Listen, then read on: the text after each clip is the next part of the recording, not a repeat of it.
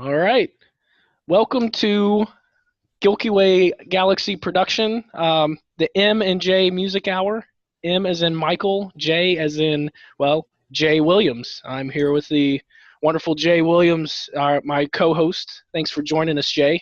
Hello. How's it going? It's going good. It's going good. Thanks to our digital media age, I'm here in San Jose, California, in the headquarters of Gilky Way Galaxy Productions. Yeah, don't And say don't say digital age when I'm the one sitting here with an iPad. You're rocking a piece of paper for our outlines, so don't even don't even go there. right, right. But you've got the iPad and you're my co-host, so. That's true. and That's true. I got the phone. I switched over to the iPhone now after There you having a flip phone for years. That's another story. That's a really long story. so Okay, proceed. thank you.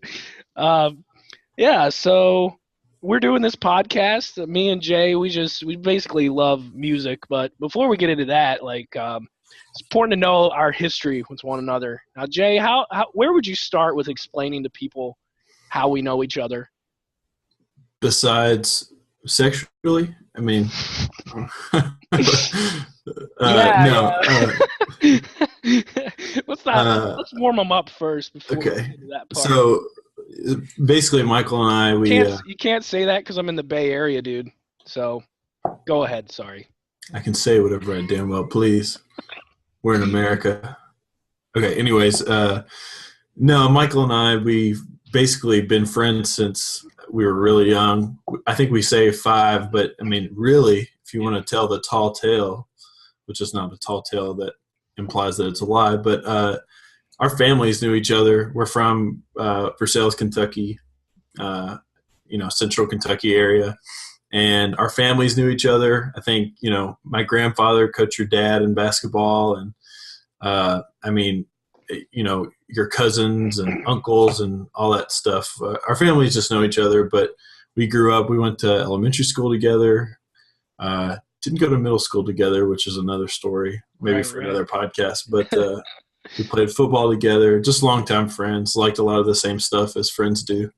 And, yeah, I mean, after, let's see, I guess college, we kind of didn't necessarily go our separate ways, but you went to Georgetown College and I went to UK, and I went to 3 different colleges, which, again, another story. But, yeah, we've just been along for the ride. Now you're in California and I'm here in Kentucky, in our hometown. So Yeah, and I think the cool thing about that is, and me and you mentioned a lot, but just for our online viewers, it's really cool to have a friend that you can just pick up with, no matter what happens in life. You just pick up just like normal. And I know me and you, we just pick up and we talk about music just all the time.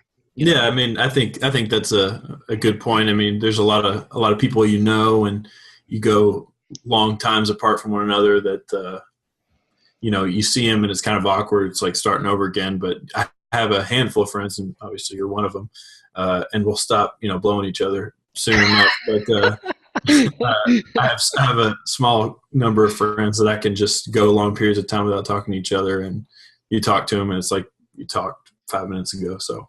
And I guess for the record, because I'm sure if we ever do one of these in the future, he'll be here, but we have another friend who we kind of ran around with. His name is John Ransdell. He's my roommate, right.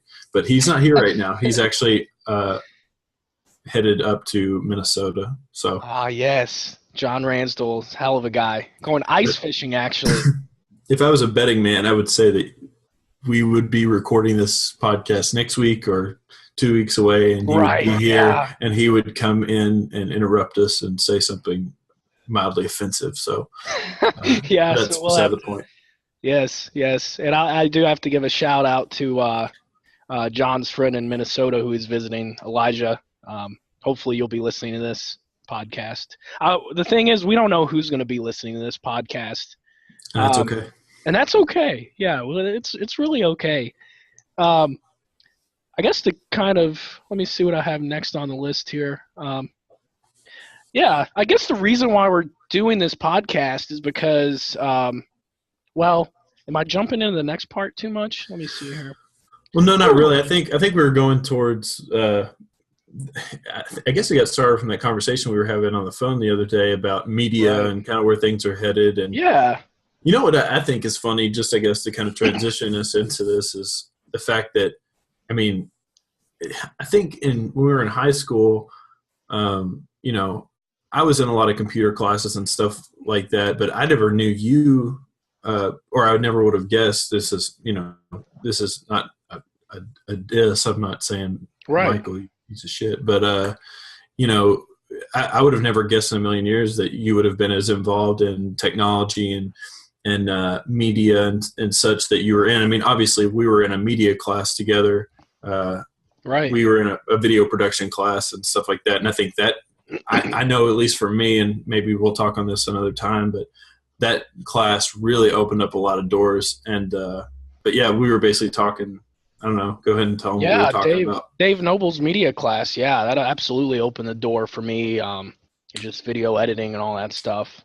But yeah, I mean, basically, I tell people this a lot. I'm out here in Silicon Valley with, you know, technology just booming and stuff. And I like to tell the story of when me and Jay are in high school, and in 2005, we're having a conversation. The iPod had just come out, and it had the pinwheel, and it was still in black and white. That's how old the iPod was. And Jay told me, he was like, in his just blunt matter of fact, he's like, dude, you know Apple has the technology to make this thing a phone. And I was like, huh, you know, I never actually thought about that. And then I was like, okay, you're probably right. And then sure as shit later, yeah, we can say this. It's my it's our radio show. Sure, yeah, surely later on. We're not like overseen by Clear Channel here, okay? I mean, as far as I know, I don't have like a bucket with a bunch of stuff to bang on pots and pans. This isn't Fast Johnny in the morning radio hour. So you say whatever the fuck you want. Yeah, thanks, man. I appreciate that. But yeah, sure as shit later. And now we'll hear from the traffic copter. Yeah, and on that note, that's a good one to plug my computer up so I don't run out of battery. Something you should have done before you started the podcast. Well, I have it set up and ready to go, but okay. I'm sorry, you were talking about how brilliant you were, and then my Nostradamus ideologies about the iPhone. So.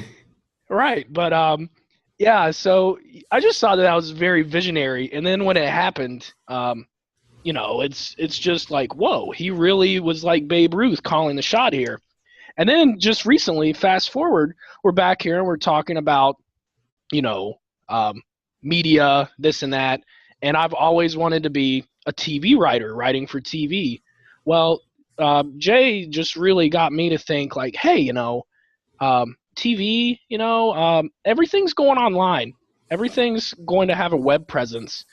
And you just really open up my mind, and you can talk more on this too, but you really open my mind to make the comparison of if I was in the 1920s or 30s and I'm just like, I really want to work for the newspaper. I want to run my own newspaper, see? And then you come along and you're like, dude, it's all going to broadcast TV. There's this thing called TV that's coming up. It's going to blow people's world.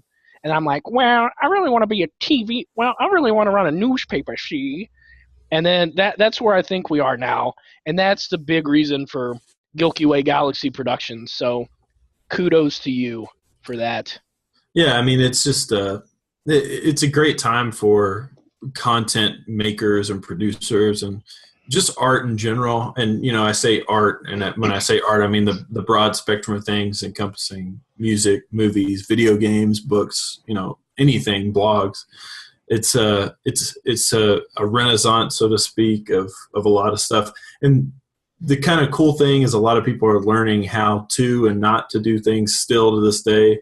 I mean, you know, in the grand scheme of things, the internet is such it's in its infancy, I would say. And I mean, you know, but even in its infancy, it's like dog years. You know what I mean? It's like 1 Right. year, it's like 7 years. So the internet also makes I don't know, this is kind of a more philosophical question, but it makes Right. you think, is society ready for how quickly the internet is pushing us forward? There's studies to say that's not the case. And I don't know. I'm a bit of a happy thinker. So I'd like to think everything, that technology advances is for the good of stuff. But I don't know. Kind of went off on a tangent, but Yeah, well, it's not always for the best. I mean, I don't think people are reflective as much anymore. Louis C.K. talks about bullying, and that's a hot issue. Back in the day when you're bullying, you have to look at somebody's face. Like when you say something mean, you have to see their face, and you have to watch them cry and tear up a little bit and look sad. Well, now you could just text somebody something really mean, and you don't have to see that at all. You don't have to deal with that aspect at all. And I just thought that was a very insightful view on why bullying is such an epidemic today. well, that's kind of funny. There's two things about that I can pick up on. Is Yeah. have you heard the bit? It seems now, which I don't know if this is for humor, but it is a good point. People are so against bullying now.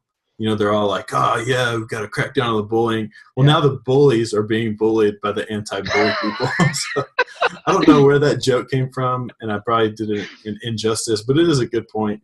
That's what comedy's great for. But no, the I don't know if you had this issue, but one thing that I just, I'm not. I'm all for equality of all sorts of things, but one thing this is gonna be great. One thing that I'm just like not on board with at all. I want my parents and my grandparents to use technology, because at this point, not being able to use a computer in some capacity is almost just as bad as being like the 40-year-old who doesn't have his driver's license. But like the point I'm trying to make is I am so like not scared, but bothered by old people being on the internet. Like it's my grandfather, bless his heart, I love him to death, but he discovered LinkedIn, which let's be honest, like LinkedIn is great for all intents and purposes, but LinkedIn is by far the bastard child of social media. I mean, it's to a certain extent, but he has sent me. I created a LinkedIn account. Sorry, LinkedIn. They're down the road. Sorry. I created a LinkedIn account, and then literally 5 minutes later, I was like, I'm never going to go on here again. This is bullshit. It's stupid. But he's gotten on it in the last probably week, and he has sent me like 5 or 6 reminders of, hey, add me on LinkedIn. And I'm just like, oh my God. And just, it is funny because when I first started getting on social media and social networking and whatnot, which is weird in itself, because I feel like at some point it was called social networking, and then all of a sudden everybody started calling it social media. I don't know, whatever you want to call it. But I was so open, like I had no no filter. I was saying whatever I want, doing whatever I want. I had my own persona of being online, not my own persona, so to speak, but I just didn't give a shit about what anybody cared about what I said. And then like my family and people I knew that weren't my close friends got on Facebook, and I was like having to censor myself like a lot more. I couldn't say what I wanted to say. If I wanted to post about a band that I liked, I was like, oh, what if these people don't, like this music, and I lose street cred or whatever. And which I think is what Twitter is a little bit better for the sole fact that it's such short snippets of what you can say and do. And it I think Twitter kind of filters out people that don't really get social media. I might be overstepping my boundaries by saying that, but I feel like Twitter is like, the people that think it's stupid probably don't belong there anyways. Does that make sense? I don't know if I'm. Yeah. Well, one of my friends said, like, the cool thing about Twitter is you can interact with celebrities on there. And I'm like, yeah, I mean, you actually can to a certain degree. You don't know if it's a fake celebrity or if it's their assistant doing it, but they have ghostwriters, yeah. Yeah. What is it called? Ghostwriters, just like,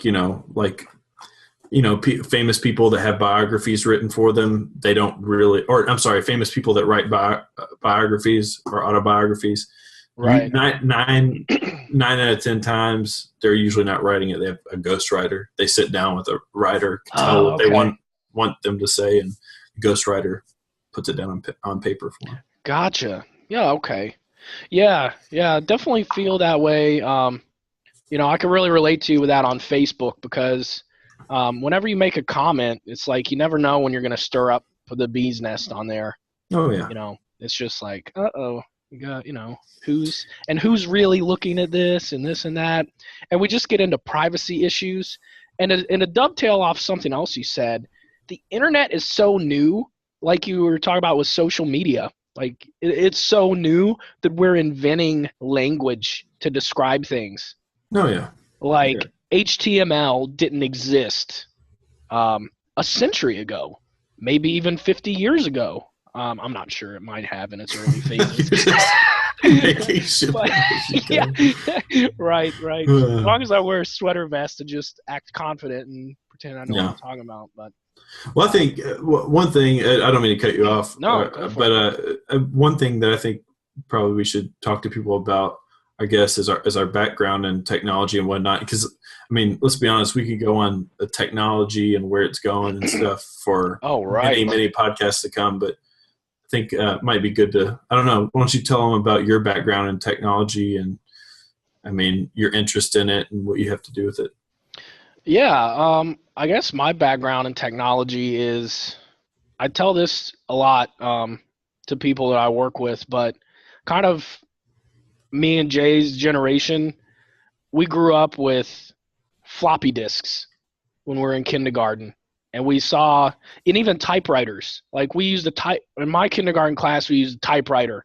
And we typed on a typewriter. We had floppy disks. And then that went to hard drives, to smaller personal computers, to the point where Apple didn't even, they weren't even a major player for a while, to the whole revolution of music and, iTunes and downloading songs and basically the internet just coming into existence. Like in fourth grade, when it's like one kid in our class is like, "Oh, you got to type in http://www," and it's like new. Like this is how we're learning, like how to do this.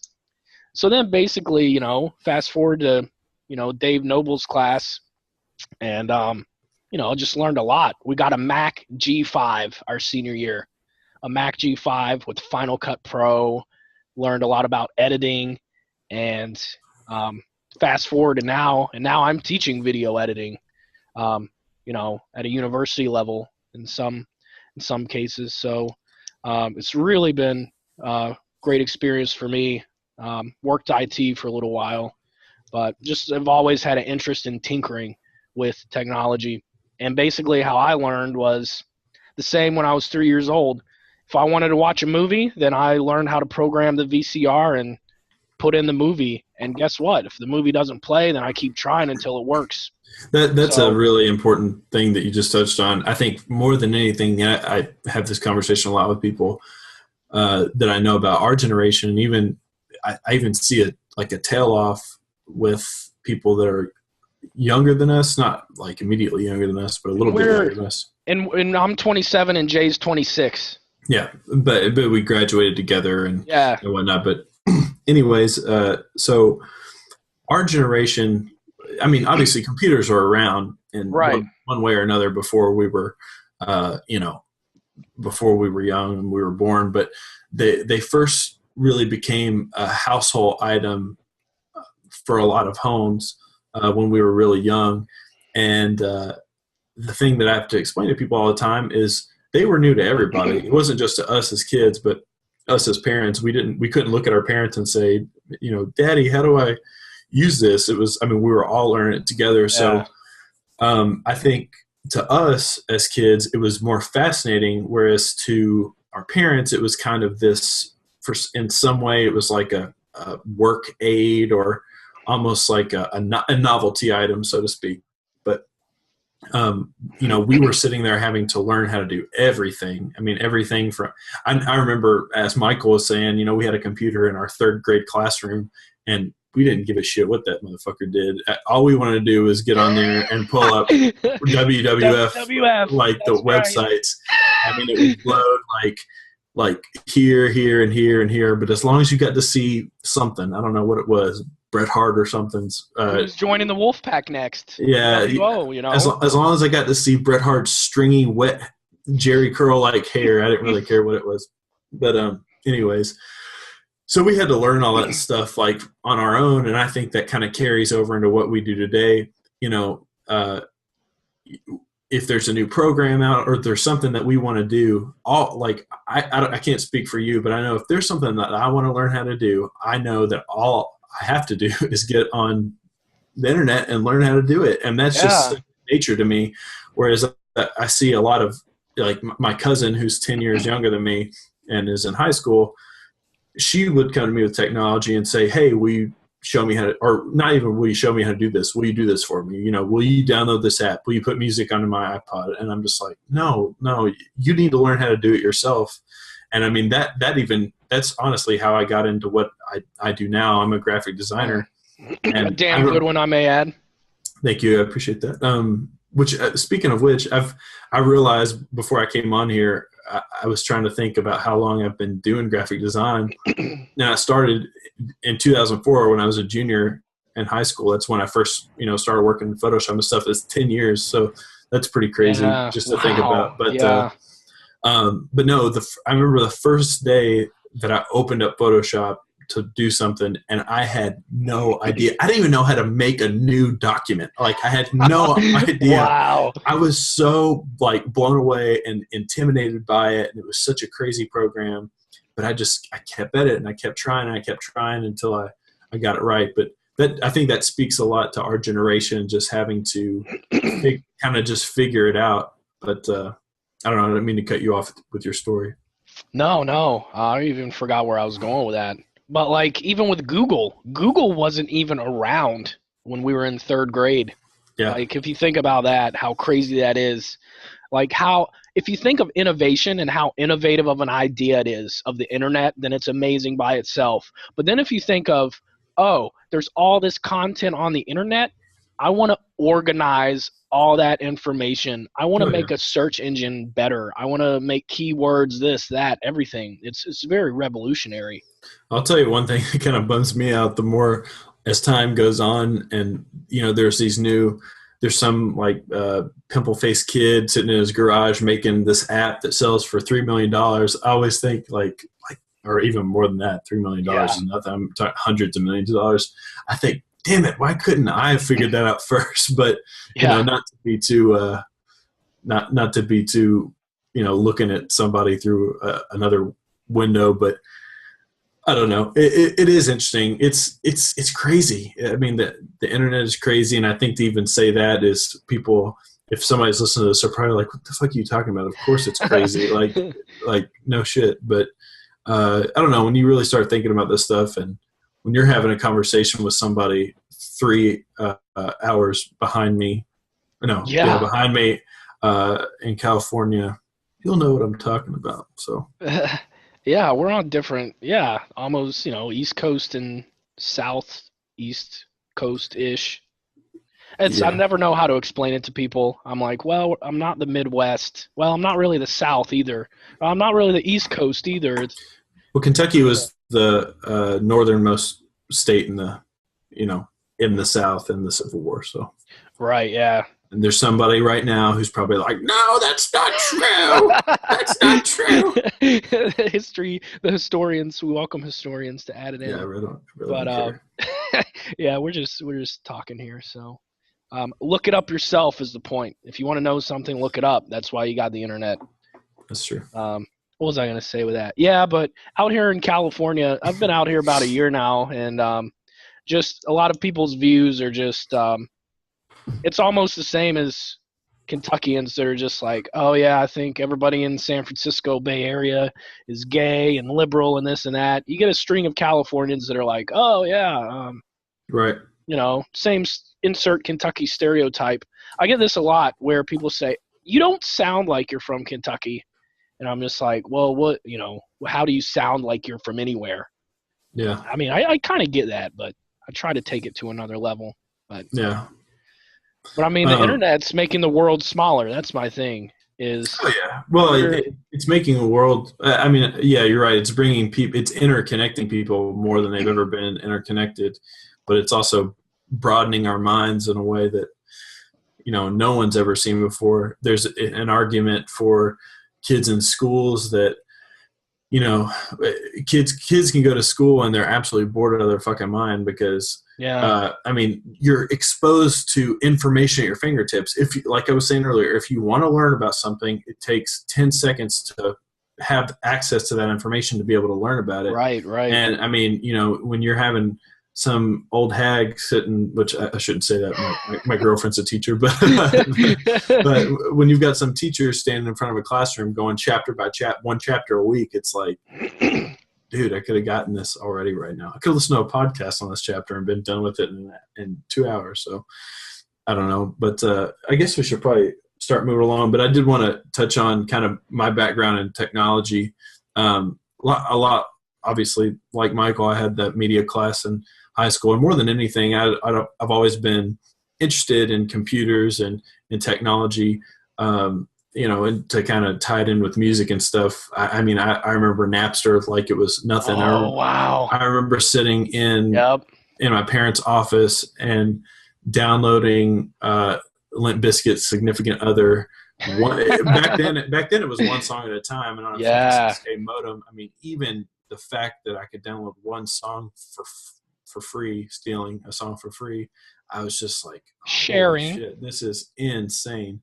But no, that I was really interested in computers. I took almost every computer class you could possibly take in high school, but it wasn't until that media class that, and I tell people this all the time, when I went into the media class, I thought I wanted to do video editing because that was what we were doing. I was having fun doing it. But in hindsight, looking back on it today, being just a straight graphic designer, I think more than anything, what it opened my eyes to was the fact that it wasn't so much I had fun video editing as I had fun working on a computer and creating content on a computer. And that really brought me a lot of fulfillment. But, in terms of other stuff, I've obviously been in graphic design. I'm really involved with technology of all sorts. I've always been kind of a tech nerd. I've had just about every video game system you could possibly imagine. Yes, including Virtual Boy, Nintendo's Virtual Boy, which I thought was awesome at the time. It's one of the worst video gaming consoles of all time. And Jay, just to kind of give them context about how we know each other, why don't you explain to them about Nintendo 64, the video game GoldenEye? Well, for one way or another, Michael's never really been I don't really ever remember you ever having any video gaming systems as a kid. You just weren't really that into video games, were you? No, not really. I had a PlayStation I had a Sega Genesis and a PlayStation. Played a few computer games, but I've never been a big gamer. So yeah, he never really was I think he kind of just leaned on me. They were like, well, Jay's got everything. He's got the fucking Sega, Super Nintendo, all that shit. And he would come over to my house, and I mean, GoldenEye was the shit back in the day. Yeah, I loved GoldenEye. We'd play it. I mean, we'd play it, but that was all he wanted to play, and that was every fucking time he came over. He was just played at GoldenEye, and it wasn't even like he was any good. I remember I used to smash you every single because I don't remember what the level was, but there was this level where it was basically like whoever could get to that rocket launcher on that ramp the first, and you could camp in this one corner because the only way to get to me was either to come down that ramp where I could just blast you with a rocket, or you came around a corner where I could blast you with a rocket. And if I ran out, I would just wait for the rockets to respawn and go and pick them up. Well, he wanted to play this damn game so much, and it annoyed the shit out of me. That's all he would want to do. And I have to be like, no. Even though I loved it, I loved the game, I took it and I fucking sold it. I sold the game to some video game shop. And he came over one day and was like, oh, GoldenEye? And I was like, I sold that bitch. I was like, that thing's gone. He was just tore up. So it's one of the few times I shed a tear. Yeah. But yeah, for our younger audience, GoldenEye is like, I think Halo stole that. They stole a lot of stuff. Well, borrowed, whatever you want to say. Not necessarily legally or binding or whatever. we're not on Clear Channel, like you said. Well, I mean, I'm afraid to say stole. It's very similar to how Halo is. It's the first-person shooter, and I mean, yeah, there we go. It's a first-person shooter video game, and at the time, it was like the pinnacle first-person shooter, and even Halo is a great game, but even Halo is a little not necessarily dated, but I mean, there's definitely competitors for that crown. There's Call of Duty and all that stuff. So, yeah, I learned from my students. COD, they call it COD, Call of Duty. So, yeah. Hand to COD. Yeah, but I mean, I guess we should. Yeah. Segue into some music stuff. So, real quick, sure. I thought about this when we talked about us doing this podcast. One of the cool things about Michael and I is that while we're best friends and we're very similar to each other, we also come from different places on a lot of things, but we always talk about those things, and it's cool to bounce ideas off of each other. And one thing that's definitely very that one thing that's very indicative of is music. I mean, Michael is kind of more of a hip hop and rap guy, and pop music all the way back to like old soul music and stuff like that. Whereas I completely went kind of off in a different direction. I listen to a lot of independent music, underground music, like metal, hardcore stuff. I've always been into really kind of just different types of music, but I listen to everything. I love pop and hip hop and stuff too. So, I mean, the idea behind this podcast, or one of the main things, was that I recommend a CD for him to listen to and review, and he recommends a CD for me to listen to and review, and we kind of just give each other's opinions on the stuff. And for at least definitely for this first one, they're not necessarily opposite ends of the spectrum, but they're definitely two different worlds. I can say that your record was something that it's not necessarily something I wouldn't listen to, but it's something that I wouldn't have gone out and looked for, and I think I can say the same for my release. But yeah, definitely. We just both have, and I guess the common thread that we both have is we both have such an appreciation for music. Jay was in several different bands, and just he's worked with music producers and studios, and honestly, I just learn a lot from him just about recording, digital stuff. I've got more of a classically trained background. I played the tuba for over 10 years. And, wow, sorry, my background is going crazy. Well, just just to kind of pick up, that's another thing too, is that Michael, you've always, he was in band and stuff and had kind of a classically trained mentality, and was able to pick out stuff like time signatures and, I don't know, key changes, rhythms, just really, really neat things in music that you kind of have to have an education, not necessarily an education. I don't want to paint with a broad brush, but you're probably quicker and more adept to pick up on little intricacies in music than most other people were. And, I guess me, just with having been around musicians and in music and in bands and stuff, I had to learn that as well. So yeah, we definitely complement one another, and we can have a very educated, not trying to sound all high and mighty, but conversation, discourse. Yeah, about music in terms of the appreciation for it, and again, those intricacies and fine details and stuff. So. Yeah, definitely. And to touch on something that you mentioned before, I've got an education background, and one of my favorite educational philosophers is John Dewey. And what I think is cool about him is he's the big dog American education guy. And he breaks down education into two ways. It's a formal education and an informal education. Now, I guess the best way to break that down is informal is kind of like street smarts. Right. And, learning things by doing, hands-on, practical experience, while formal is more like, okay, sit down in a chair, study this book, do this, do that. So, I mean, everybody kind of falls into one of those two categories, and it just really rubs me the wrong way when people say, oh, I'm educated, I'm this, I'm that, I went to this school. And it's just like, you know what, it's what you put into it. Education is what you put into it. And just with the internet, it's like that. What you want, you have access to everything, so it's what you put into it, just like your school. And it's the same way with music. If you want to produce music, me and Jay, we make beats in GarageBand. We talk about music, we talk about bass lines, chord progressions. So we both love it. And like I said, we have different tastes in music. Jay always fed me, like, he always was down with underground stuff. And I definitely miss that now, of just having that ear to the street of these new bands.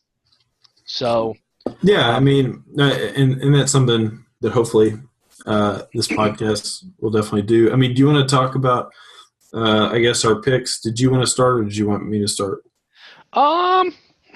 Let's talk about Crosses first. Okay. Yeah. So you go here. Let me do a little bit of a backstory on that. Or not a backstory, but some. I've never heard of Crosses before, and I came into this knowing nothing. And Jay really he said, "Dude, you would like this." He knows me, and we'll get into that later. My part. Yeah. So basically, Crosses. Have the actual brace for a time machine, but this is an actual physical copy of the record that I bought. It doesn't have the CD in it. It's in my car, but it's Chino Moreno. Three Crosses. I'm sorry. Yeah, Three Crosses. Their name is actually indicated by the Three Crosses. It's not actually spelled out, but that's. Are they a Christian band? They're not a Christian band. No. The band is comprised of Chino Moreno, who is the lead singer of the band Deftones. That's kind of his claim to fame. Oh, I did not know that. Yeah, so he's our lead singer, and this guy named Sean Lopez, who is a guitar player for a band called Far, who a lot of people may or may not have heard of. My guess is they probably haven't heard of him. But anyways, so this band has been around for about 3 or 4 years, I believe. This is their first full-length record release. It's on Sumerian Records. But the interesting thing about this is they put out a 5-song EP. I guess it was in 2010 or 2011. And those 5 songs that were on that EP are on the CD. So in the following year, they put out their second EP.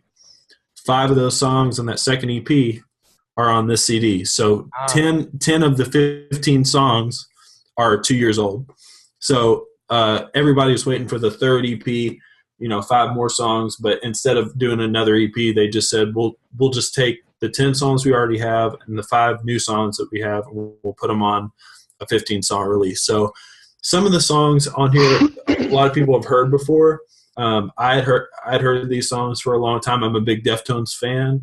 A lot of people, I think, when this project first dropped, they thought that it was going to be kind of more along the lines of the Deftones, which if Michael, I don't know how familiar you are with them, but they kind of started out as kind of in the whole nu metal genre, but they really progressed over the years, and they're kind of more of a post-hardcore band. And I don't know, they're a very broad band in terms of what they're like, but yeah, I made a note about the lead singer's voice in one of these songs on there that I'd like to touch on later. Because I didn't know that about the Deftones that it was the lead singer, because I couldn't put my finger on it.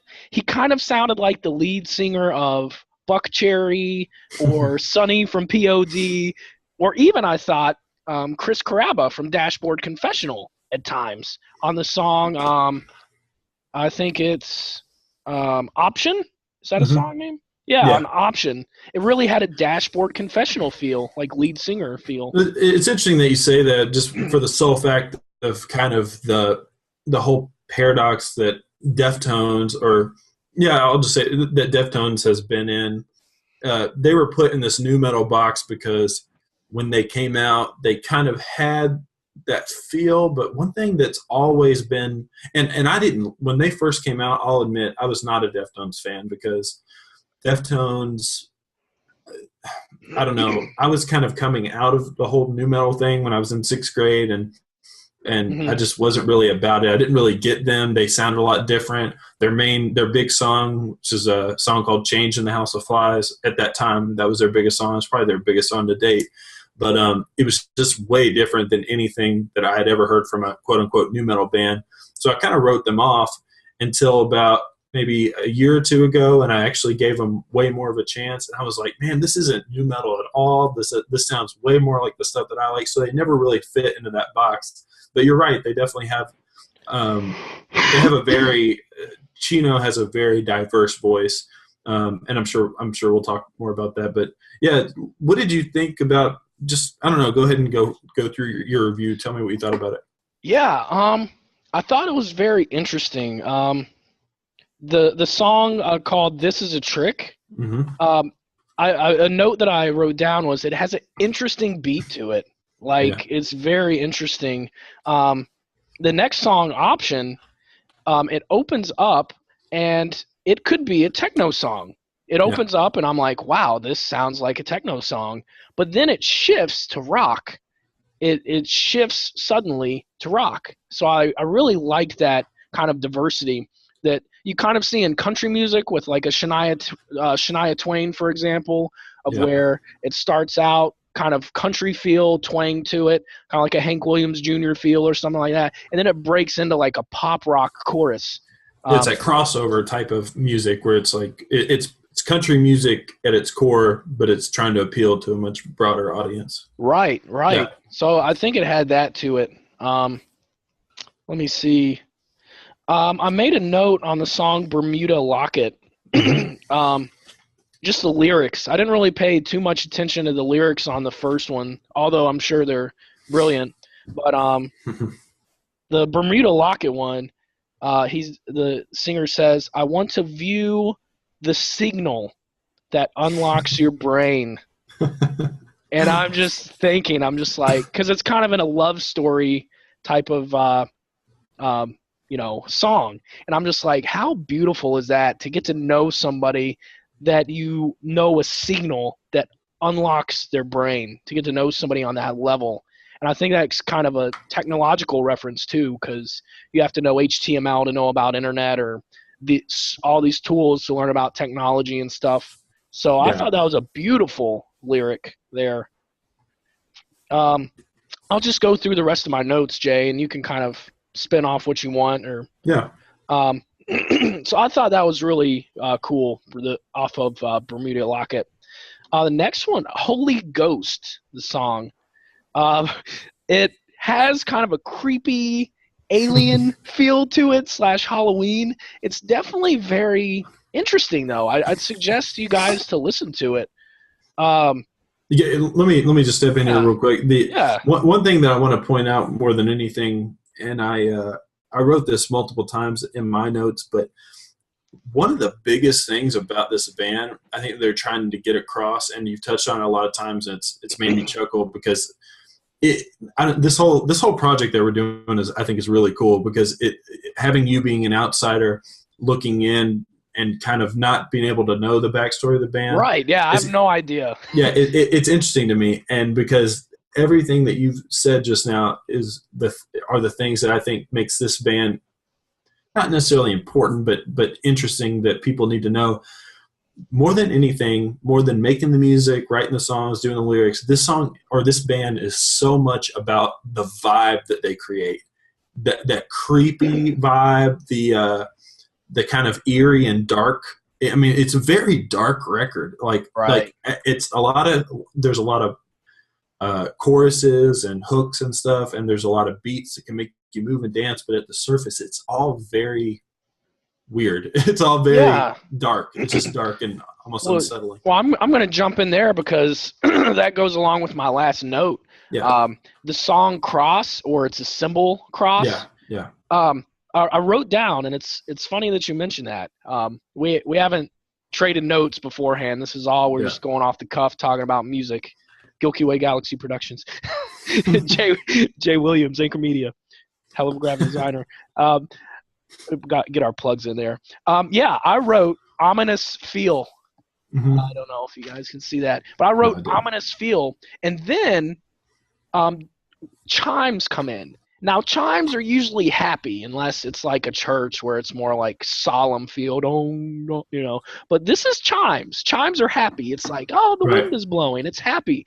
But they distorted the track on the chimes, Oh yeah. which adds more to that ominous nature. Is when you take something that's normally used in a happy way and you just turn that tone on its head.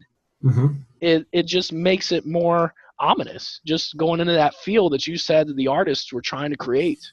Yeah. So I take that's the end of your review, but I've got to ask you because Yeah, sure. Go ahead. let me say this. When I used to review CDs back in the day, I always gave them a score or grade. I go by a grading system like you would in a school, which how fitting, you know, A, B, C, D, A plus, B minus, whatever. What would you give this record in terms of a grade? Interesting. I don't mean to put you on the spot, but Yeah, no, it's good. It's good. I listened to this. I would give them, because you always come into something with expectations, and with them, I'm gonna give. Hurt my feelings. I'm gonna give them a solid C as Okay, average. fair enough. Solid C. And with that, I'd like to preface this by saying, Kanye West College Dropout album. Yeah. When it first came out back in 2005, and really with a lot of his music, I would give his music an F. Kanye's music, we won't get into his quotes and interviews. That's a different story. But Kanye, I would give him an F for his music back in 2005. Now, though, when I go back and listen to it, and I don't have any preconceived notions about what it is and things like that, I would give it an A+. Because it's so different than any other music at the time. Like it wasn't like Twista or you know, Ray J or whoever was popular at the time with that same canned sound. It was a different experience. Yeah. So yeah. So with that said, I think that applies to the Crosses album. It's just like, hey, you know, I could come back later and give them a higher grade.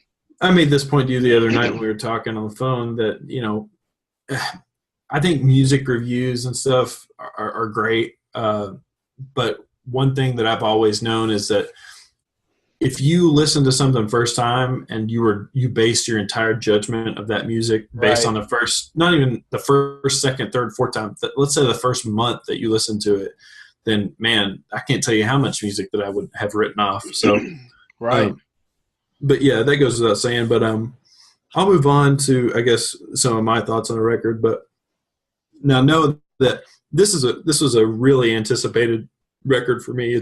I pre-ordered it on vinyl, and I'll tell you guys kind of the backstory of ordering this on vinyl. I collect vinyl records.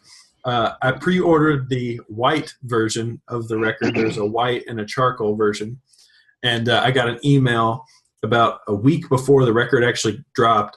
Now, mind you, I'd had 10 of these 15 songs, so it wasn't like I was waiting on anything in particular, but I was still anxious for it. Wait, I have to stop you there. Did they actually call it charcoal, or is it?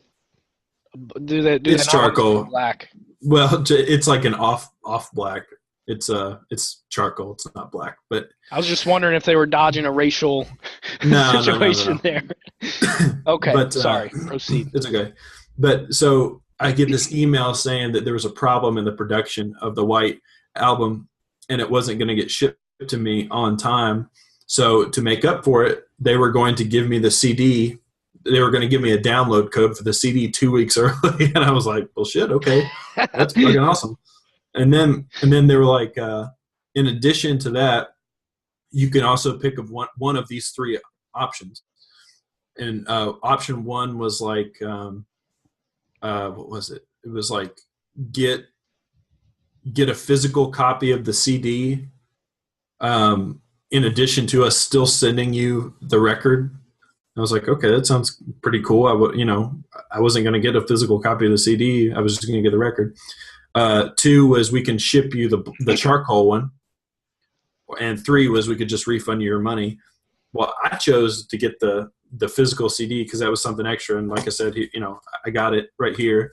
When I got this CD, I opened it up and it had like 2 stickers with it it had another download code. So now I have 2 download codes, and I'm going to get a download code with the vinyl. So I'll have pretty much 4 of these records. But anyways, I was really anticipating this record.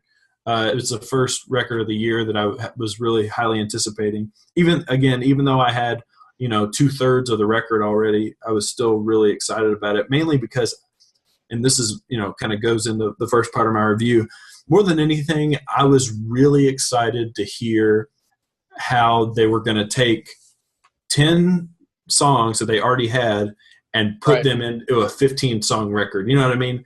One thing that I look at more than anything in records that I listen to is how the CD is arranged.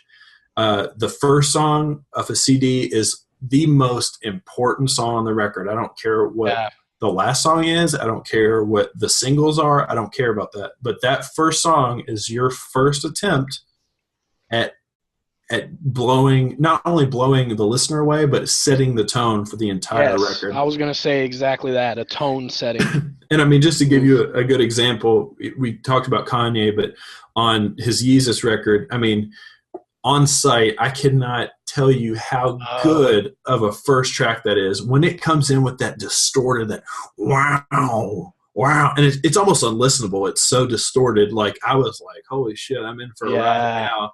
And I couldn't have been more in for a ride on that record because it's something completely different that he's never done. Anyways, going into this record, off the bat, I was completely and utterly disappointed because when I got the download code, when I reviewed the CD, the first track on this record was, hang on, I'll tell you. It was a song called Telepathy. Okay. And that song is not a first track. It is the antithesis of a first track. It's slow. It's a good song, but it's too slow. It's too down tempo. But when I got the record, the actual print, the first song is "This Is a Trick," which is a great first track. So I had to completely scratch that note. But do you think they did that on purpose to switch because it's kind of like "This Is a Trick," like that they're playing on you as the No, and just a backstory on that song is if I'm not mistaken, I think that's the first song that they wrote, and that's actually the only Crosses song I can think of that's even remotely close to what Deftones ever was. I think that's what people expected of them. It was actually the first track on their first EP. It's a great first song. It's really energetic. It's got a great beat to it, and it's a really almost more of a rock song than I think an electronic song. And that's another thing I should touch on. In terms of genre, Crosses is kind of hard to nail down in terms of genre. I think at their very core, they're a rock band. Nailing the cross. They're a rock band. They're an alternative rock band, but it's completely the foundation of the music is electronic music. I mean, it's electronic beats.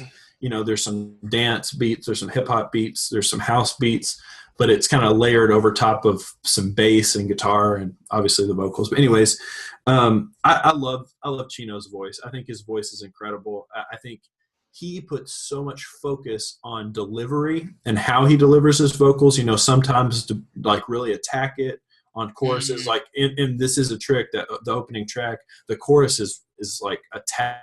I mean, he's singing full out, but the verses are all more mellowed down, and he's really good about that.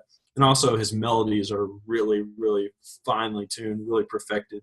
The one thing I will say about this album as a whole, and this has gone across, no pun intended, Deftones records in general.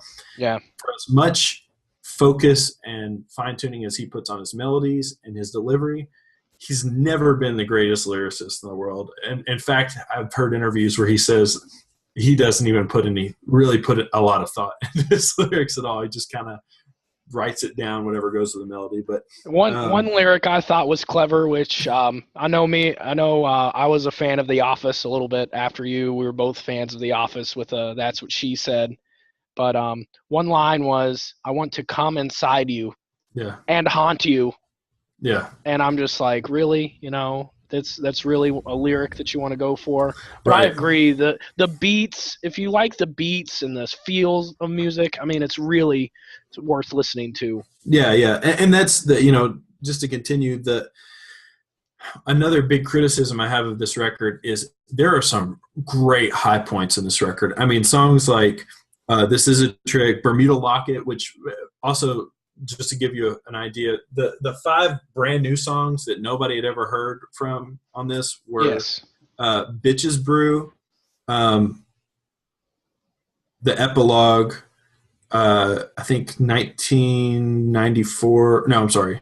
Hang on. "Bitches Brew," the Epilogue, Death Bell, Black Stallion, and I think 1994. But "Bitches Brew" and the Epilogue were their 2 lead singles off of this. And when I heard those songs, I was like, holy fucking shit. If this is the next step of Crosses, I'm going to be blown away. But "Bitches Brew" and the Epilogue, great tracks, the best songs that Crosses have ever written, in my opinion. They're kind of a complete mix of everything they've done. But then this Death Bell song and this Black Stallion song that are the new tracks, I mean, that is garbage. I mean, those songs are fucking terrible. Like, I can't stand those songs. I don't know, like, but to make my point, there's some big high points on this album, but then there's some low points too, where I'm just like, I can't name the low points off the top of my head because they're just not memorable. But well, I will have to say, to jump in on the experience end of it, yeah, me and Jay like to do this a lot. I'll listen to an album beginning to end. I'm about the experience of it. I'd have to say that I was very weak on this album, was creating an experience of I agree with something. That. So this is a great album to throw all 15 songs in a playlist of over 100 songs. And, you know, when you come across a song, it's great. But I can't tell you how many times I've tried to sit down and hit play on this record and listen the whole way through. And I can't get over that hump. I end up wanting to switch it off. But not to take it away from the fact that there are some really, really fucking good songs. Yeah, they're doing original stuff. You got to hand it to them. Yeah. There's great songs on here. But and just to touch on some of the intricacies, there are some songs on this record that have some of the sickest bass lines like I've ever heard. Like, what's the song? Telepathy. The song Telepathy. It has this bass line that just goes through the beginning. And it starts out kind of this do-do-do-do, do-do-do-do, do-do-do-do, it's just like rhythm to it, just so infectious, and I love it.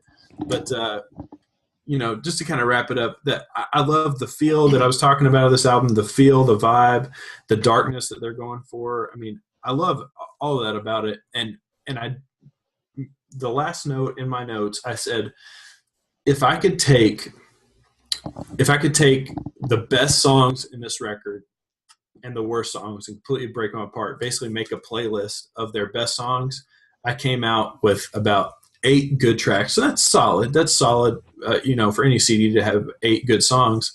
But when you take those out, I mean, the record is just so much better. So if I can make a recommendation, if you pick this record up, find the songs that you like, make a playlist of just those songs, and maybe just delete the rest of them. I mean, I know that sounds kind of blasphemous coming from such a big music lover, but it's just, again, high points and really, really low points. Some really memorable and some really forgettable tracks. But I give it a B-. I was really looking forward to this record. A lot of these songs I've heard before. Yeah. And, that's just how it is with me. Definitely give Crosses a shot.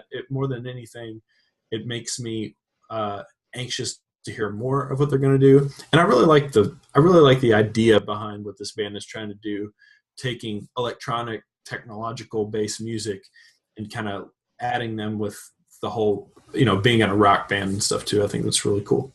So that's it for my Crosses. Cool. Well, thanks, Jay. I enjoyed listening to it, and I'm no definitely problem, Michael. Yeah, and I'm definitely going to go back and listen to the bass line in Telepathy, I believe. Yeah, definitely. As a tuba player. To kind of jump into our next album, Childish Gambino, who some people know as Donald Glover. And if you don't recognize that name, no relation to Danny Glover of Lethal Weapon, but he's a writer started out for actually, believe it or not, The Daily Show with Jon Stewart. Worked his way up to 30 Rock and worked with Tina Fey of Saturday Night Live, of course. And then later on got a guest spot on the TV show Community on NBC, which he's no longer a part of. I could dive off into a different direction with that.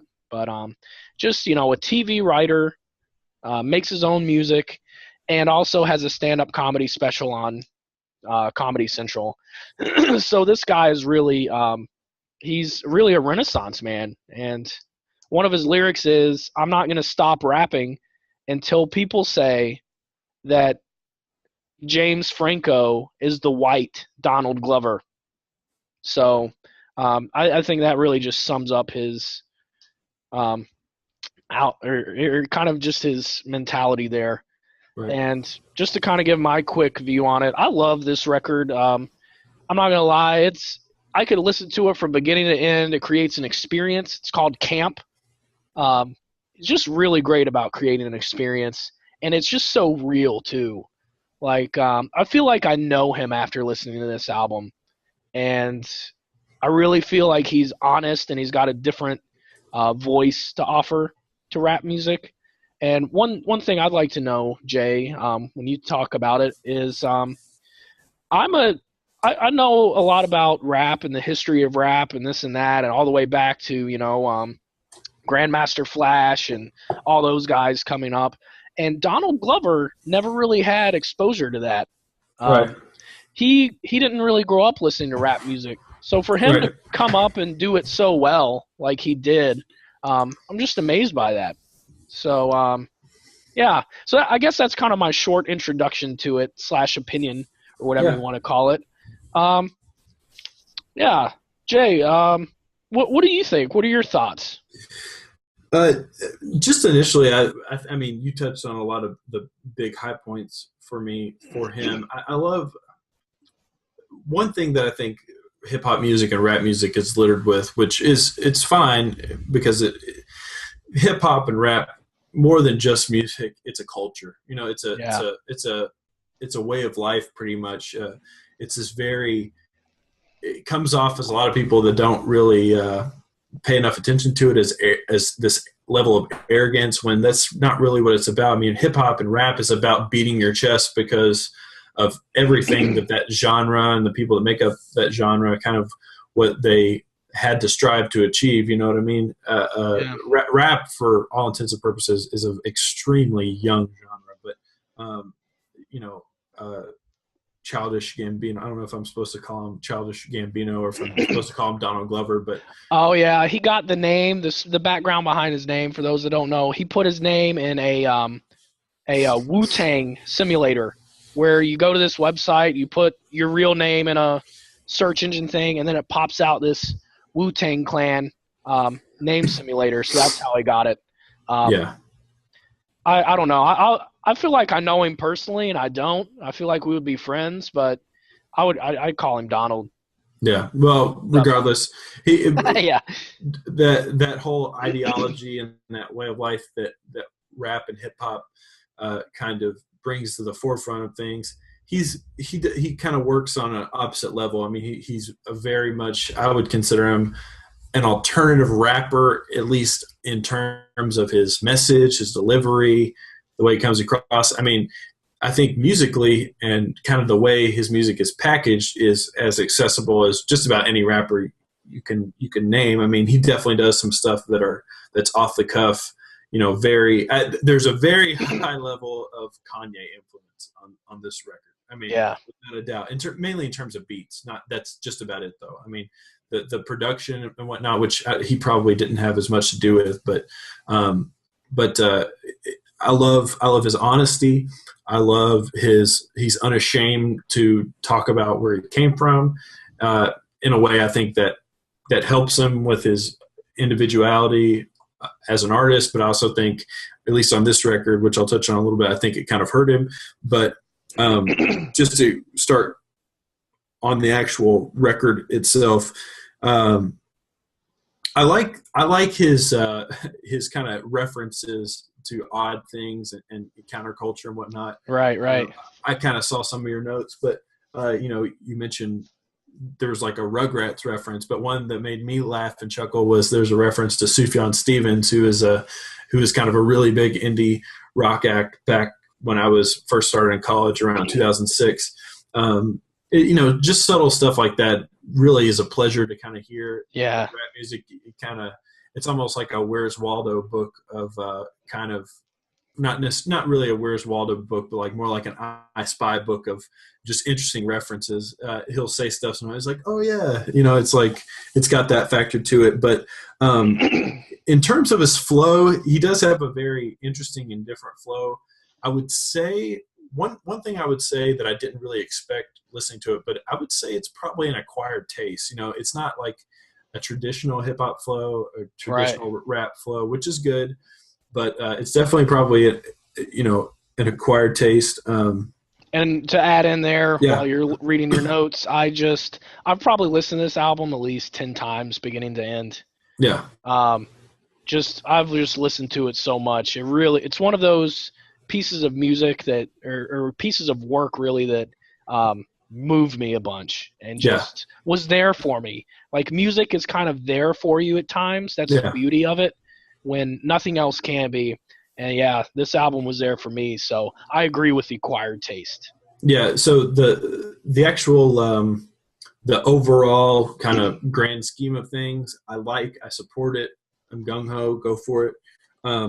Now when we get into the nuts and bolts thing, the first song that really stood out for me was Bonfire. The beat, it's a great beat, but it literally sounds exactly like it came off Dark and Twisted Fantasy from Kanye. I mean, it is which is not a bad thing, but it's just like, it's like, dude, this is like, I mean, it sounds like Power. I mean, it sounds like if there was a sequel to the song Power by Kanye West, it would have been the song, at least beat wise in terms of the actual music. Oh, I mean, this song just hits you in the teeth. It's just so hard and just it's definitely it's heavy. It's heavy for a hip hop song, that's for sure. Yeah, and the music video for it, you should check it out too. It's very interesting. It's very indie feel to it. So at this point, I'm listening to the record. I'm at Bonfire. I've gone through a few tracks, and at this point, I'm kind of like I don't mind where it's going, but I'd like to see some diversity. And just to kind of retrospectively look at that, this album, it does have a lot of diversity. I mean, the guy can rap. He's got some singing. I wish he would embrace his singing a little bit more. Sometimes he'll have like a 90% song or a song where he's rapping 90% of the time and break off into the same part, and it's like, ooh, I like that, but I kind of want more. And you get more on the record, but I guess I don't really know where I'm going with that, but it is nice. I'm gonna jump in there with that because I saw an interview with him recently where he talks about him not liking his rap voice. He thinks it's too high of a register, and I just completely disagree with him there. I wish he had more confidence in his rap voice, and instead, because he's not a Rick Ross. If everybody was like Biggie and Rick Ross with that, rapping real deep with it. I mean, he's got that mid-register voice that's just super nice, and his singing voice, like you said, I mean, I love his singing voice. I wish I could sing like that. Yeah. I wish he would do it more. And kind of in his later albums, he kind of gets away from that. And I just think Camp really just shows how well he can sing. So. Yeah, I agree. There's and also at this point, I made a note of, it seems like in his raps and in his flow, he's like trying to go hard all the time. It's like every line he's trying to deliver, like, you know how in some rap songs it's like it's a build up until you're about ready to go real fucking hard, but he's like trying to go real fucking hard all the time. And I'm almost wondering, like, maybe that was kind of a first record mistake, not necessarily a mistake, but like a first record characteristic. Sometimes you got to know when to pull it back and kind of go a little more softer. But anyways, so I'm still listening to the record, and then I hear the song All the Shine, which, if I'm not mistaken, is All the Shine a longer track or a shorter track on it? Do you know? Let me check my notes here. I think it's a little bit longer. I can't remember if that's the one with the memoir at the end. I'm not sure, but the song All the Shine, I really liked it. It was a this is where diversity stepped in, and maybe that's why it stood out so much to me when I was listening to the record. It's regular length. Okay. It was a really diverse song. It had this real slow kind of drony synth that I thought was really nice, a great hook to it. And then the song right after it, I think it was right after it, it was called Love Letter Home, another really, really good song. Yeah. I love the diversity in that song. And I like when rap albums have these little sprinkles of switch ups, when it's just like I like this record where it's going, and then you switch it and it's like, ooh, I really like this too. Kind of keeps you guessing.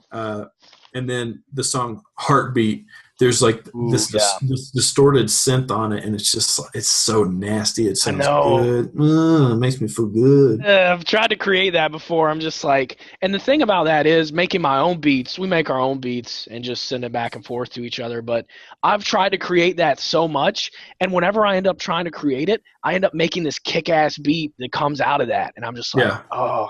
But I'm always trying to replicate that, and something cool comes out of it. That's all I have to say. So it's important for me to make this note. Even though All the Shine was probably my favorite track on the record, right? Heartbeat was probably my highest point on the record as a whole package. Like, it's something that I thought was just – it was just a big track. It was a really, really good track. But probably my biggest issue with the whole record actually has to do with this narrative that he constantly is talking about. There's this really big issue about his blackness and about how he doesn't, basically black people are referencing their own stereotypes on him. Like, he's not acting black enough. He went to a suburban school with rich white kids, and he's made to feel ashamed of that. And it's just like, he talked about it so much. And I love that honesty, and I love that transparency in it, but it was just like, it was like harping on it over and over and over again. And that kind of bothered me, but I was kind of over it towards probably the middle of the record. But it's cool. I mean, I understand, like, that's something that probably does bother him. It's something that probably does eat at him, the fact that he's a rapper and he can't talk about the hard times. He can't talk about it sounds like he has had hard times. There's some lines in the record to suggest that his parents gave up a lot for him to have this other life, a better life for himself, even though it meant moving out of the ghetto or whatnot. And he didn't have that ghetto persona.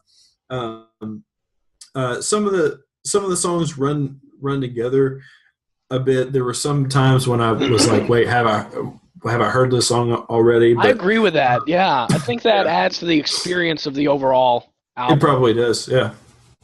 Yeah, definitely. And that's pretty much it. Final, just to sum it up, more than anything, like Crosses, I want to see what he does next. I know he has a record after that, and I will listen to that. I didn't want to listen to his latest record to have it shadow kind of what I thought about this one, but I think he's got lots of room to grow. He's obviously got talent, but there's a lot of what other people are doing on this. There's a lot of influence on this, which is fine for your first record.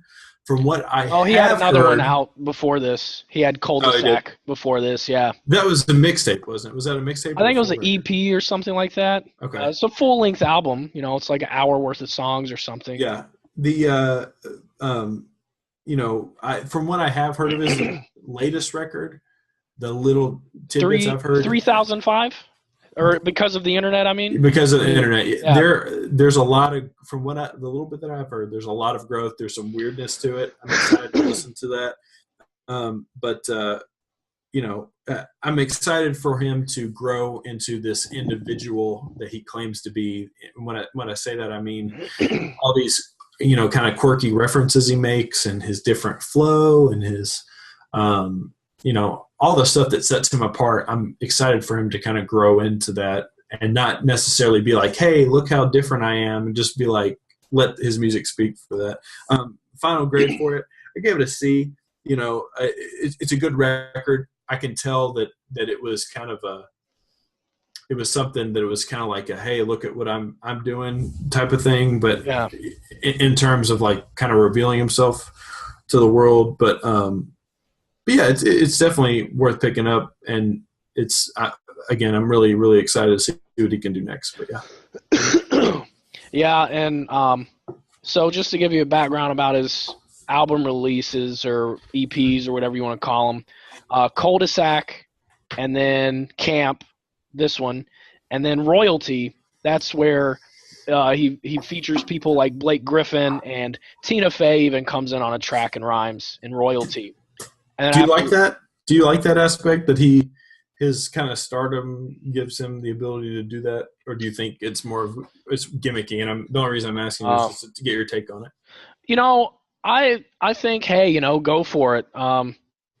People asked him about like, oh, hey, do you think you can make the transition from comedy to music?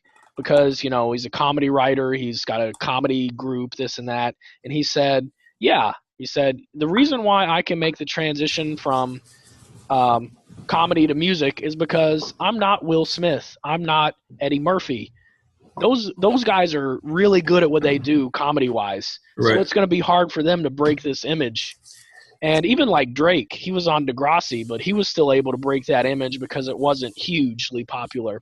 Right. So I say go for it, Donald Glover. I mean, use that, use what you have to move you forward and to be where you want to be. With Tina Fey, and which she does some hella good rhymes on that, and on Royalty at the end. So yeah. But what I will say with that album growth, which later on for another show, is his first two albums, I could see how he took a lot of things from Cul-de-sac, and then Royalty is different. It's very different than Camp. And then his newest one, because of the internet, it's just different. It's different than anything he's ever done. So. Yeah, that's what I'm excited to hear about. So here, you give your review on it. I need to go into the other room just for a second. But go ahead and you got a bathroom break. I understand. Yeah, but go ahead and start on your review though. Yeah. So with my review, I just made some notes there, and I just love his lyrics. He references Rugrats.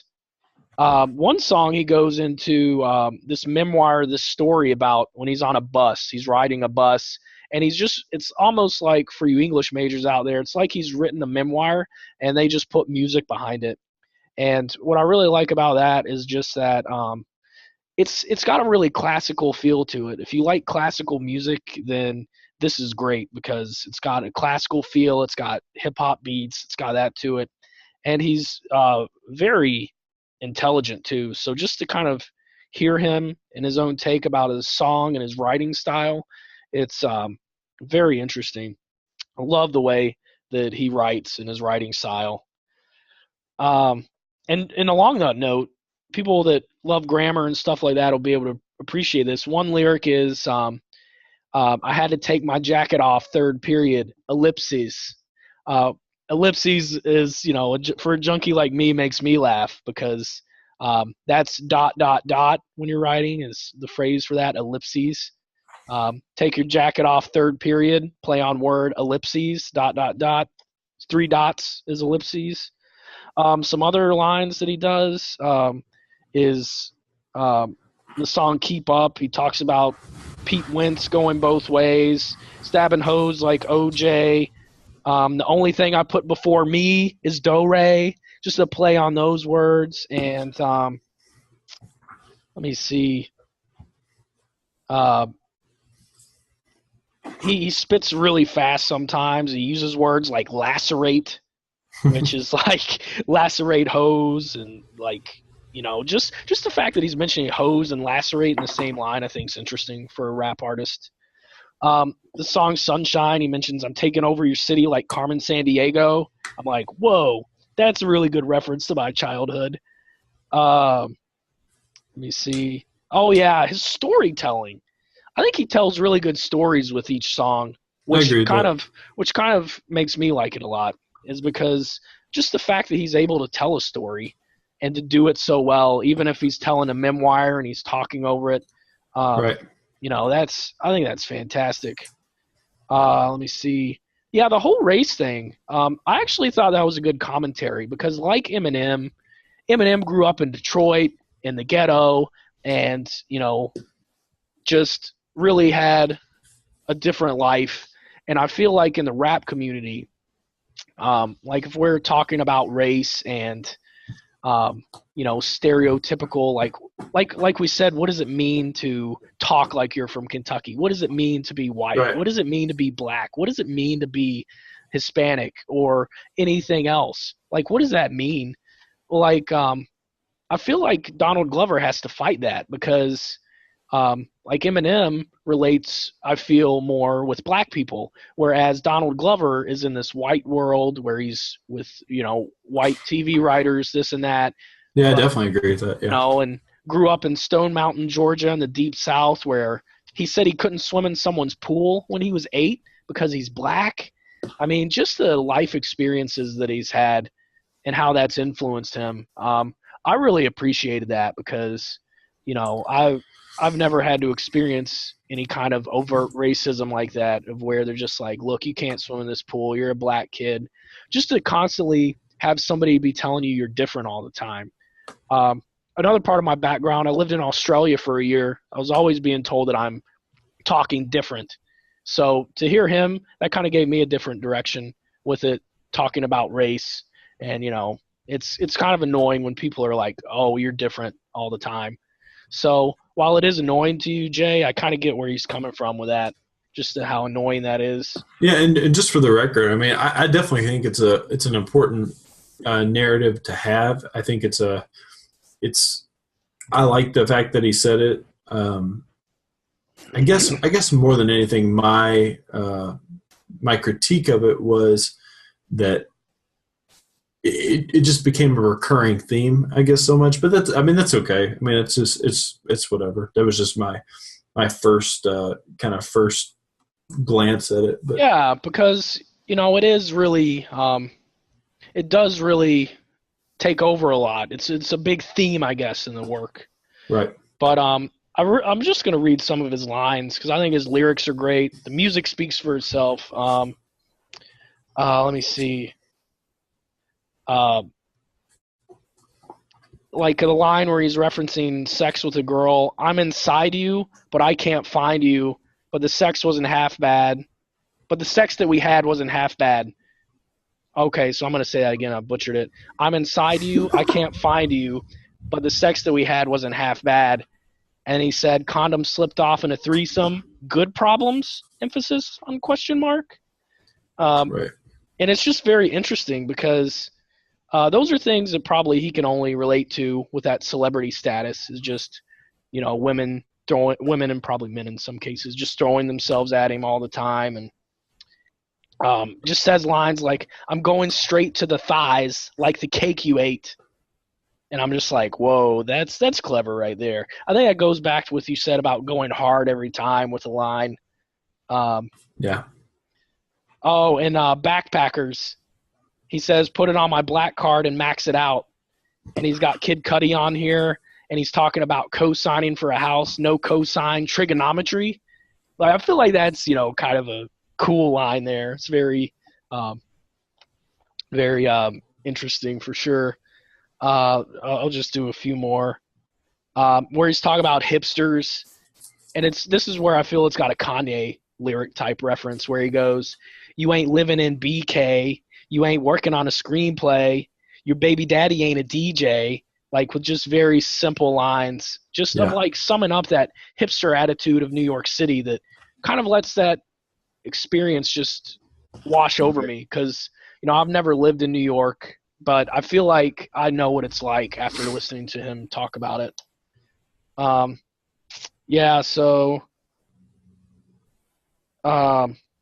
really appreciated that. Just his intelligence with rhymes and commentary on the race issues.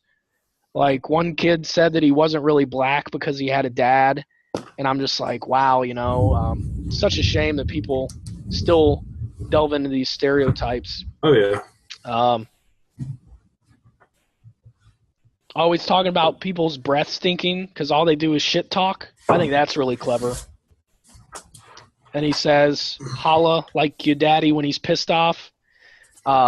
We both know that's a great line. Yeah. Me and you, Roddy Williams and Pat Gilkison, we know like when your dad's pissed off and he's yelling at you. Whoa, that brings us some memories, you know. Absolutely. So Absolutely. I love when he comes. I think that's his first line, and he's just like, "Holla, holla like your daddy when he's pissed off."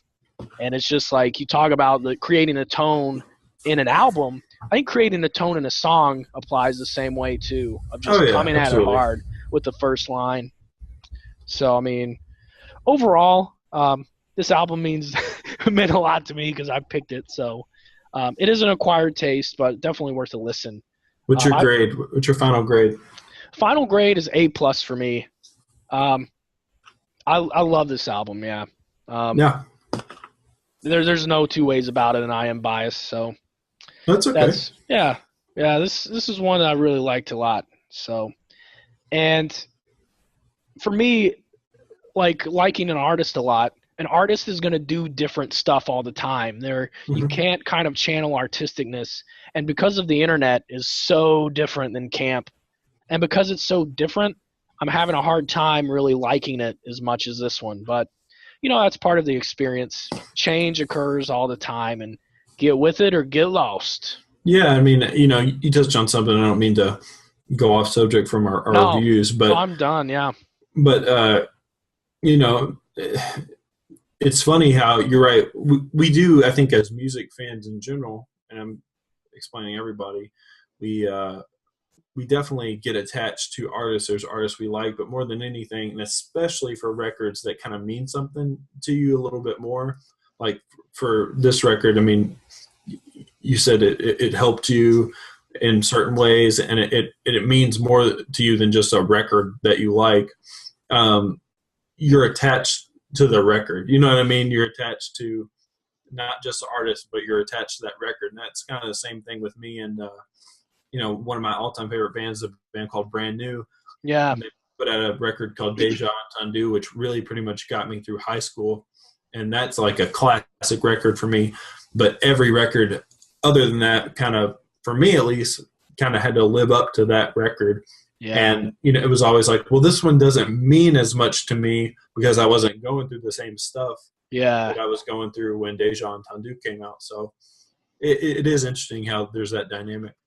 Because, I mean, like, people, after a hard day, they'll run and they'll grab a beer to take the edge off, or they'll exercise to take the edge off.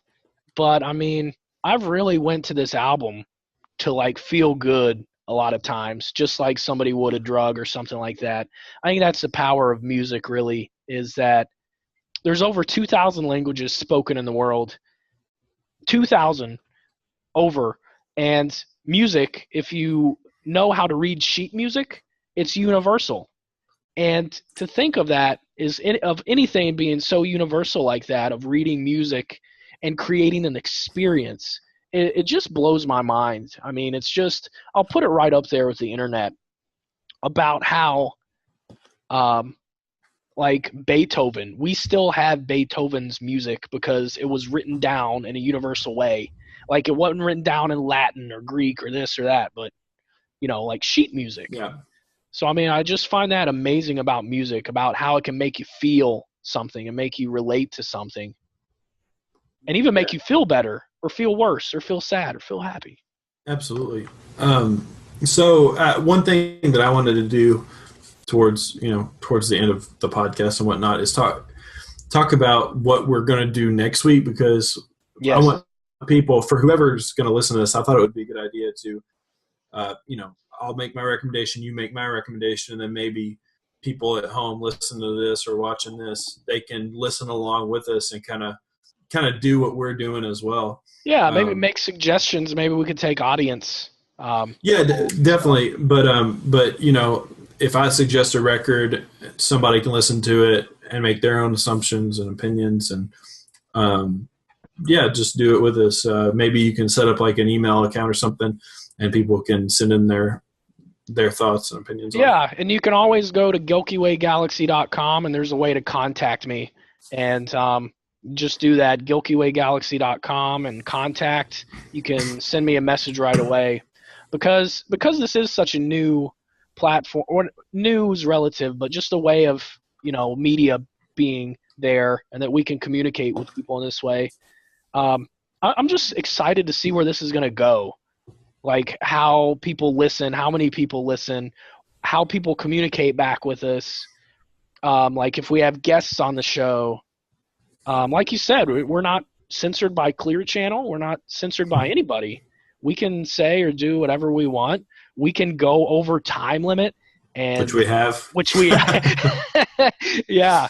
And, the name of the podcast is just a name. It's not representing of how long the show will actually be. But what's that? Do we even have a name for the podcast yet? Well, you had named it something, but how about when we put it up, it'll have a name? How about that? Yeah, we'll do that.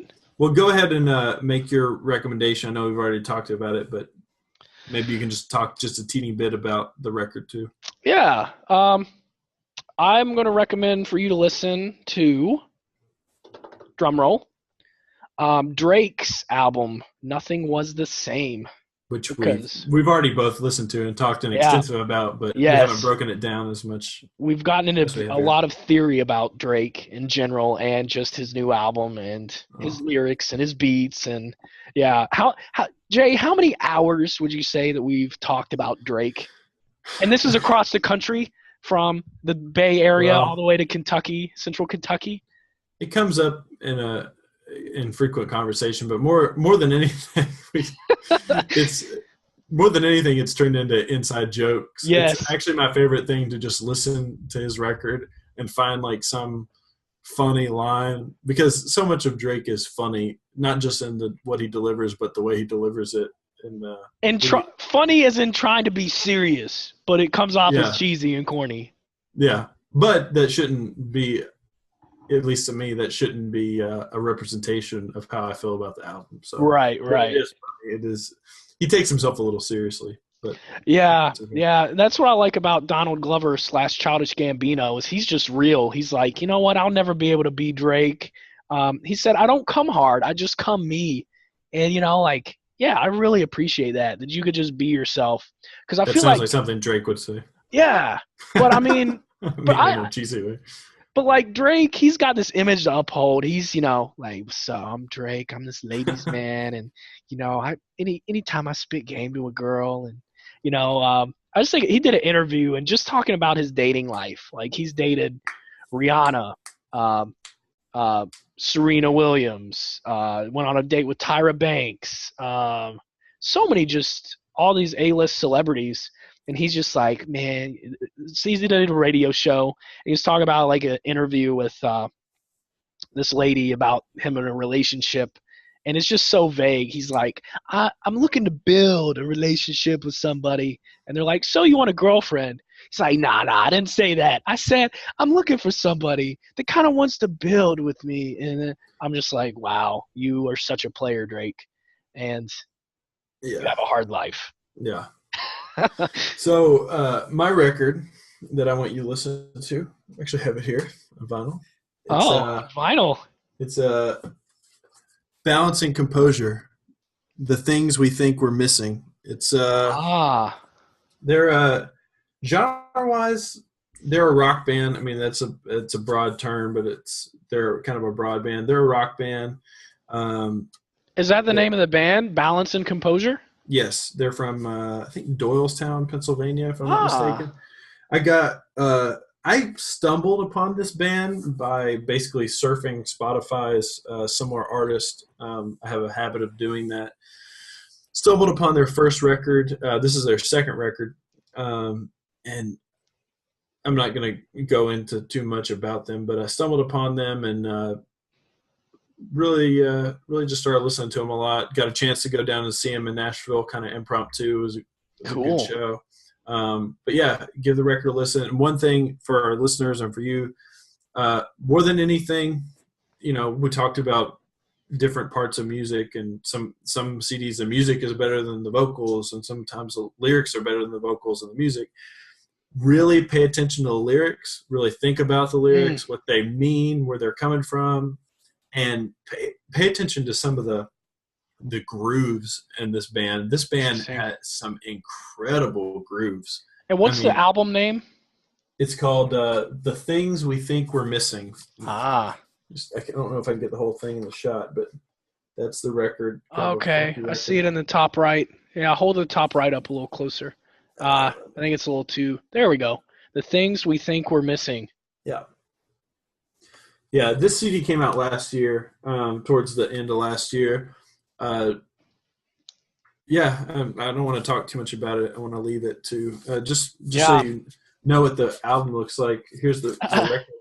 Nice. White red vinyl. And yeah, this is all live. I've never heard of this band before. I've never heard of whatever before. So I'm curious to listen to it because to our viewers or listeners, Jay has always brought new music to me. I've just always been so thankful for just having a lot of music just thrown at me all the time. Sometimes whether I want to hear it or not. I know when we always ride in a car together, when we're lucky enough to do that, Jay's always picking out the music and letting me listen to new stuff, or, very much a dictator in the car with his music. Yes, very much so. And I like that because I'll listen to the same thing over and over again, Childish Gambino or this or that or this over and over. And Jay's just like, I got to break you out of that, man. Listen to this. Listen. He's kind of like a doctor. He's like, oh, if you like this, then try this. Or you like the bass line here, then listen to this. Blah, blah, blah. We just, One other thing I might do soon, I know you're not on Spotify, but I might start publishing some Spotify playlists for people. Maybe I'll put them on your blog or something like that, and people can subscribe to my playlists on Spotify and listen to them. Yeah, I'd love to throw that up there on the website. What else was I going to say? One more thing about that record. Oh, just whatever you do, it's very important to me that you just pay close attention to this record. It's a record where it's a thinking man's record. Sit down with a nice glass of scotch or wine and listen to it, and it's got some songs you can like kind of headbang to, but it's also got some tunes where you can just groove and be like, oh shit, this is good. yeah. But, all right. And for the record too, the vocalist, the singer, I know this for a fact because I've heard him say in interviews, he's a huge hip hop fan, and loves Drake, absolutely loves Drake. Interesting connection there. Goes together, but yeah, I've heard him in many interviews talk about how much he really enjoys Drake. So yeah, that's it for my music. Did you want to chit chat about? You have in the outline that you want to close out for 5 to 7 minutes, but we've already gone over. So. Yeah. The only thing I have to say, this is our first podcast, so be gentle on us. We're gonna tighten this up some, or maybe not. Maybe we're just gonna let it flow and just go balls to the wall with it. I enjoy it. I enjoy it kind of being natural, a little bit organic. Yeah. Because we're so in the mood with just our generation now and TV just to be stringent and schedule. We had bells in schools and be here at this time and do this, read this, don't do that. Just so stuck in a schedule. So, maybe we'll just be real with it. Who knows? But, I guess to close us out, I'd like to thank my co-host, Jay Williams, as always. Yeah, it's been fun. And, we'll see you next week. Michael Gilkison signing off, Gilky Way Galaxy Productions. Let's see where it goes. Take care. Thanks. Thank you.